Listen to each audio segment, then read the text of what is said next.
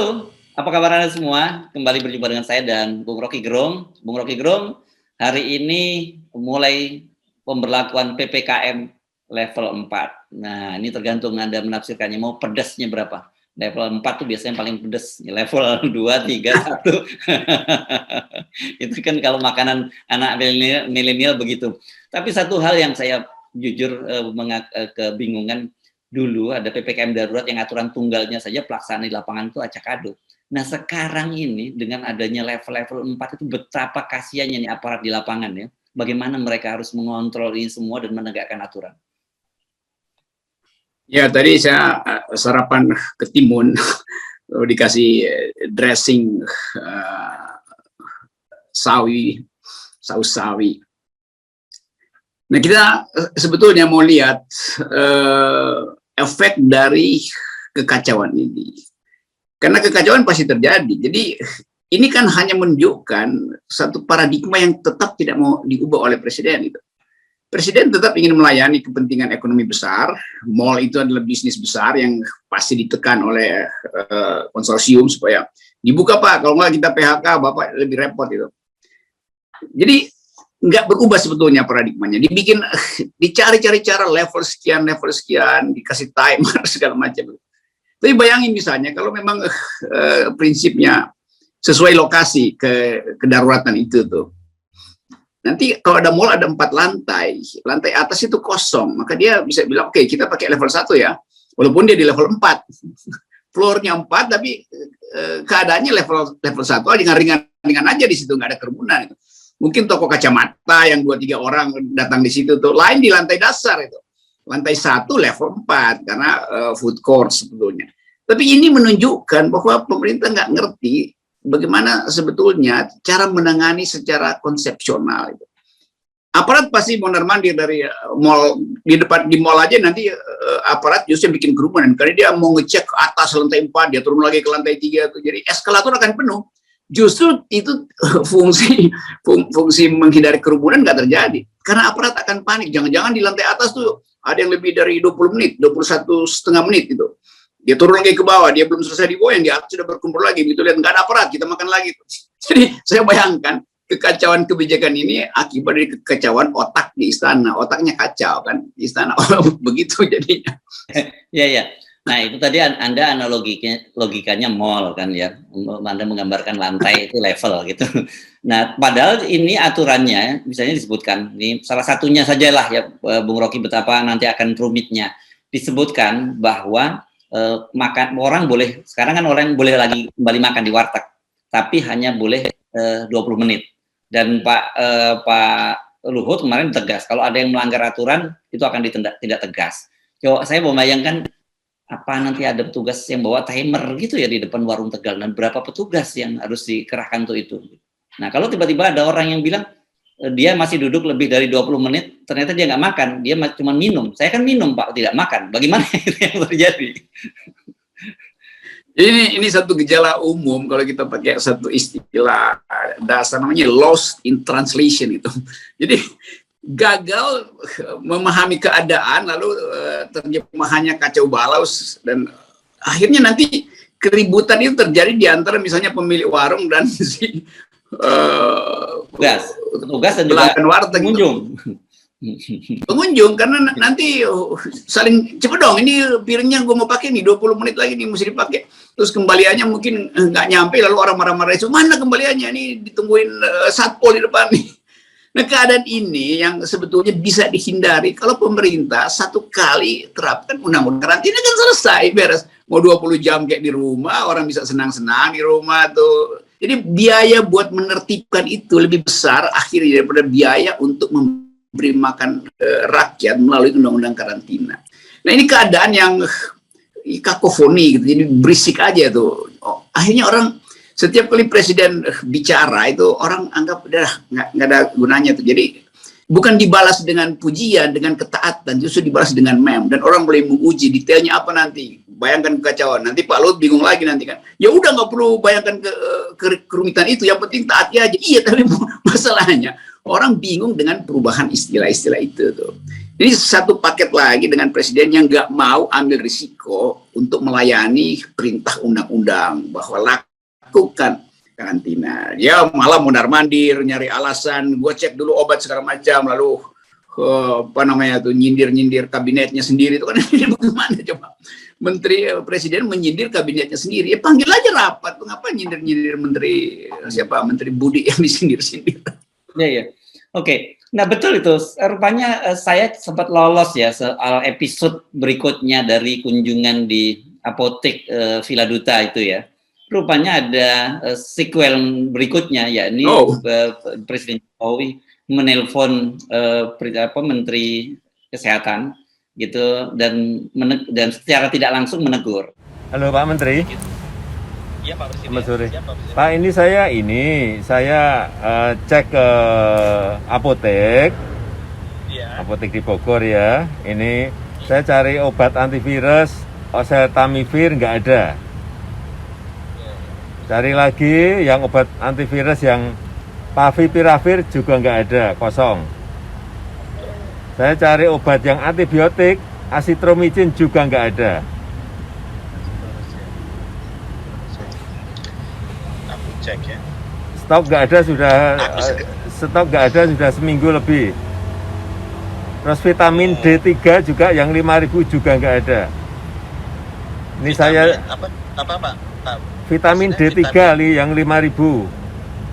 Vitamin D3 yang 5.000. Ini saya yang dapat hanya multivitamin yang mengandung zinc, hanya itu. Suplemen juga,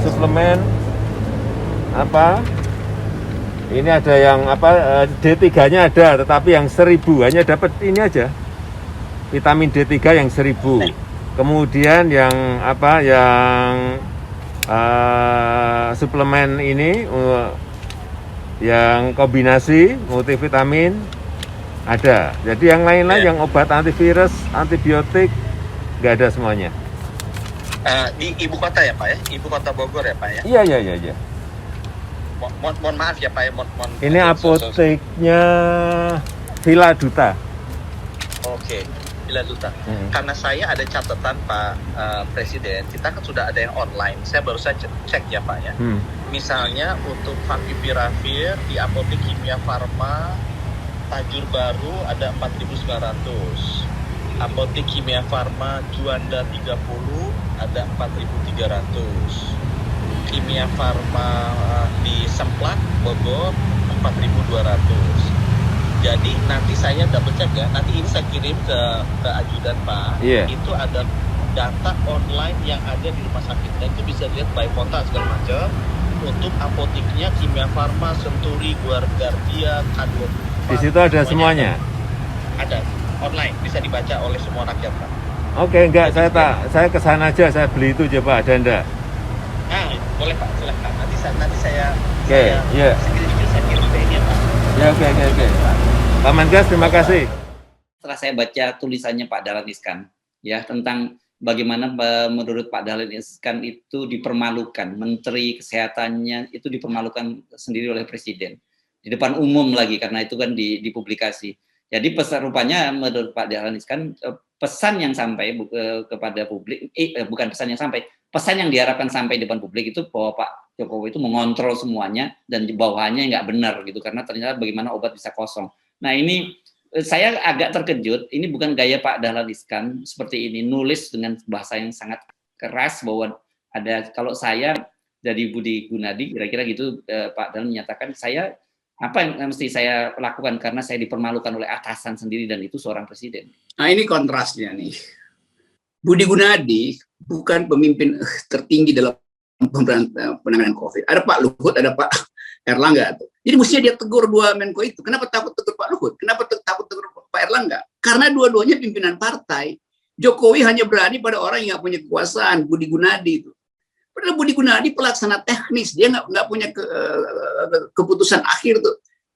Kan harusnya dulu kita usulkan seluruh kebijakan penanganan COVID diserahkan pada Menteri Kesehatan supaya dia punya komando utama dan komando yang meluas. Dia nggak punya komando, jadi ngapain ngomelin orang yang nggak punya komando? Ini kepengecutan presiden sebetulnya.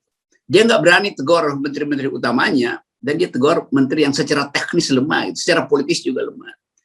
Sekarang bandingkan, Budi Gunadi, orang yang paling tahu keadaan, punya akses pada pengetahuan epidemiologi, kimia obat segala macam, karena jaringan internasionalnya kuat. Dia mengerti keadaan, tapi dia tidak punya kemampuan untuk decisiveness, karena dia tidak diberi kewenangan macam-macam. Dia tetap harus ikuti keputusan yang dibuat oleh Erick Thohir, dibuat oleh Erlangga, dibuat oleh Luhut, segala macam. Kan kemarin Budi Gunadi bilang, bukan saya yang mengusulkan yang diputuskan berbayar itu kan. Oh, ya, vaksin berbayar ya. Vaksin berbayar. Jadi Budi Gunadi baik-baik aja, dia orang teknis saja. Jadi Presiden Jokowi memang menghina di depan publik Budi Gunadi itu. Bayangkan misalnya Budi Gunadi dihina oleh Presiden, kan itu saya kira versi benar dari Dahlan Iskan, sementara Rektor UI dilindungi oleh Presiden. Bagaimana perlakuannya coba? Rektor UI diselamatkan dari kesalahannya, Budi Gunadi disuruh diperlihatkan bahwa seolah-olah Budi Gunadi yang punya salah. Jadi kita lihat bahwa ini kepengecutan sebetulnya. Jadi Presiden mau cari aman dengan mengatakan, bukan saya yang kirim mayat-mayat itu ke liang kubur, karena ada Pak Budi Gunadi yang tidak menyediakan obat. Jadi ini namanya penghinaan, dan saya kira Budi Gunadi harusnya ya mundur aja, karena itu melanggar seluruh sistem kita bernegara tuh, menegur pejabat yang di bawahnya itu di depan publik. Pak Harto itu nggak pernah menegur di depan publik, kalau dia itu dia panggil aja tuh. SBY nggak pernah lakukan itu tuh. Bahkan Ibu Mega nggak pernah lakukan itu tuh. Gus Dur nggak pernah lakukan itu. Setelah adun kebesulan baru diumumkan. Ini menegur, itu anggota kabinetnya. Jokowi menegur kabinetnya di depan masyarakat. Itu kan namanya menghina dan menjelek-jelekkan kan, dan menjerumuskan tuh. Dia bisa call aja tanpa ada video call. Pak Budi gimana ya, ini gini-gini. Jadi terlihat bahwa ini permainan kasar, rakus dan jahat di dalam kekuasaan. Tapi saya senang aja karena itu menunjukkan tesis kita dari awal di FNN telah terjadi saling amputasi di kabinet. Jadi udah. Nah, Pak Dahlan Iskan yang mengerti kimia politik itu menuliskan dengan sangat bagus dan dengan sangat, bukan lagi satire, itu udah betul-betul kemarahan dari orang yang paham tentang etika berpolitik atau etika kekuasaan. Jadi saya salam buat Pak Dahlan Iskan. Tapi saya mau terangkan, mau lanjutkan bahwa orang lagi lihat bandingan nih, bagaimana mungkin Rektor UI diselamatkan dan seluruh kepentingan si sang rektor yang dilindungi Presiden, sementara Budi Gunadi yang berupaya untuk memonitor keadaan dengan ilmu pengetahuan justru dilecehkan. Itu kontras dari orang yang berwatak jahat itu.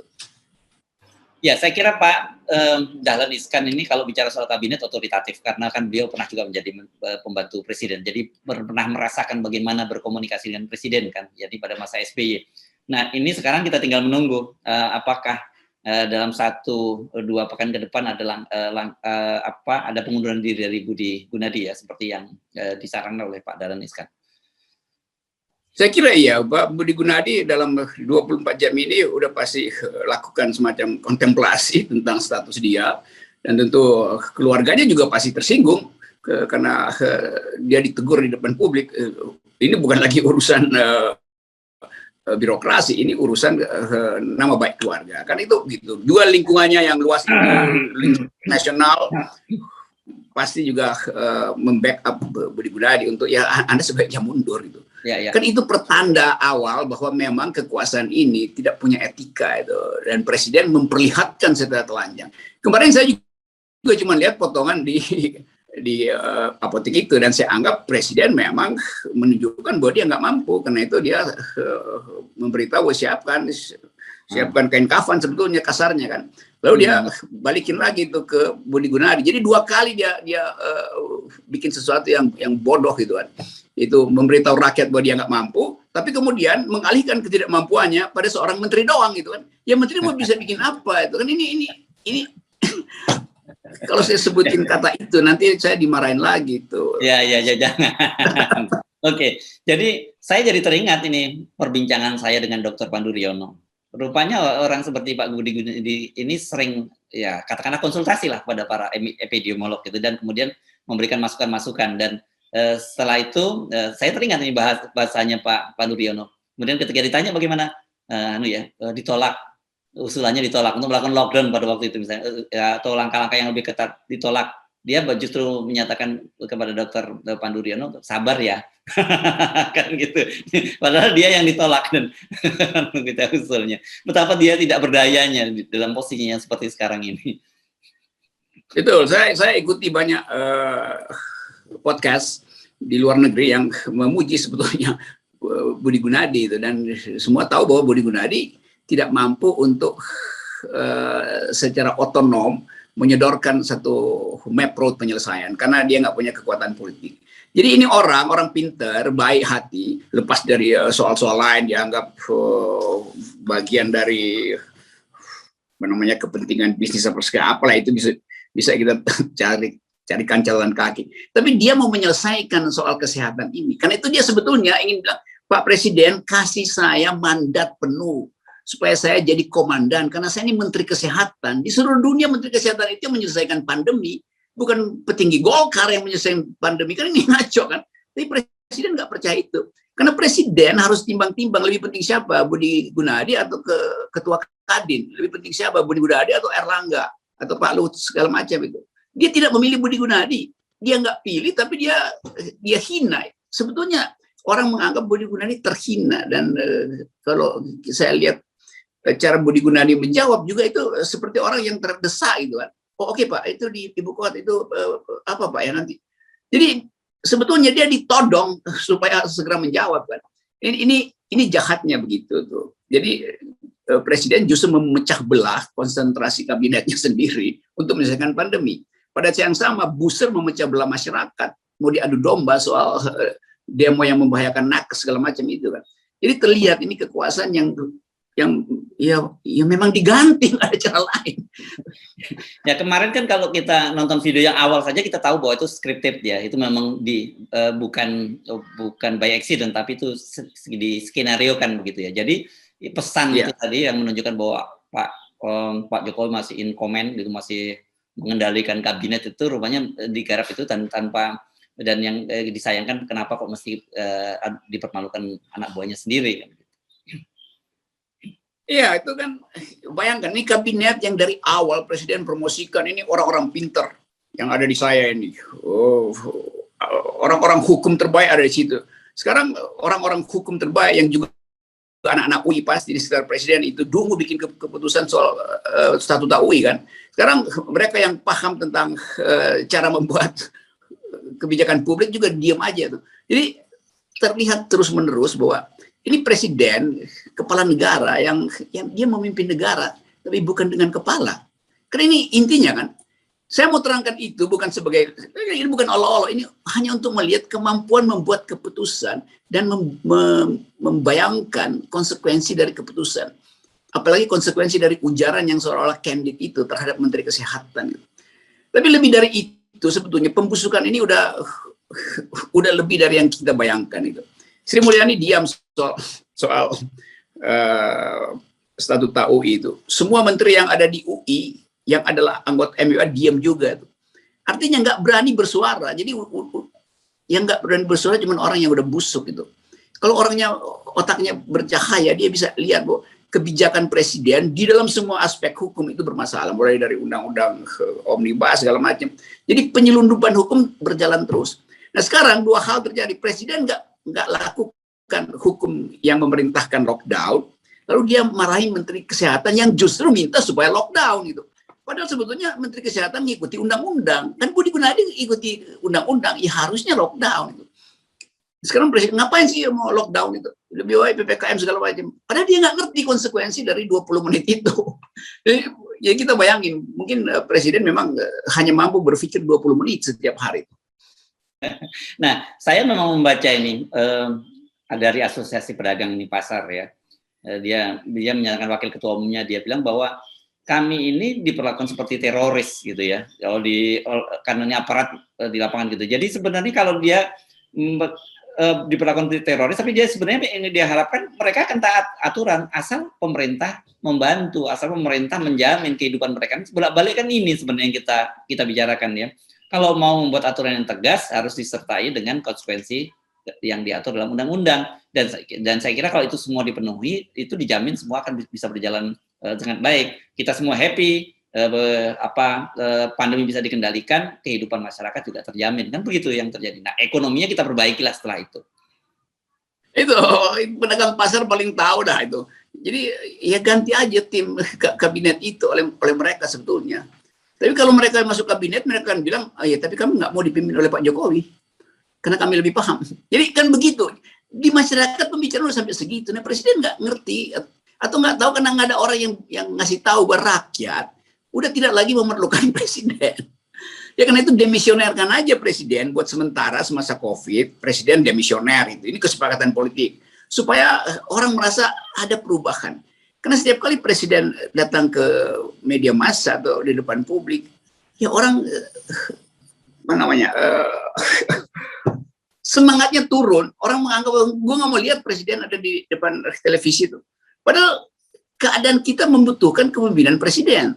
Sialnya orang nggak mau lihat lagi wajah presiden. Jadi saya usul presiden untuk sementara istirahat, kasih pada orang lain supaya presiden nggak muncul-muncul dulu itu. Karena ini bahayanya, udah divaksin. Kita tahu vaksinnya juga efikasinya kecil banget itu kan. Tapi nggak ada soal, kalaupun Sinovac atau vaksin apa aja, efikasinya cuma 20% bahkan. Tapi kalau efikasi kekuasaan itu 100%, kita aman itu. Ini vaksinnya efikasinya rendah, kekuasaan, efikasi presiden lebih rendah lagi. Efikasi politiknya itu atau efikasi policy makingnya. Jadi kekuasaan itu efikasinya jauh di bawah efikasi dari vaksin, maka berantakan negeri ini. Oke, Bung Rocky, please kalau Anda mau makan di warteg pastikan Anda membawa jam tangan supaya Anda bisa kalau beradu argumentasi dengan Satpol PP atau dengan polisi Anda bisa membuktikan bahwa Anda masih makan 19 menit, jadi masih punya waktu 1 menit lagi untuk menghabiskan sisa makanan Anda. Oke, saya ganti baterai dulu ya supaya nggak mati di jalan jam tangan saya. Tapi oke, ini pembicaraan kita memang diperlukan, makin harus lebih tajam supaya presiden kalau wisdomnya masih tersisa, dia mungkin dengar ini sebagai ya keluh kesah yang harusnya dari awal udah dilakukan. Jadi jangan sampai korbankan orang lain hanya karena ketololan kebijakan sendiri, itu intinya. Yes. Masih. Ya, selamat siang Pak Jokowi.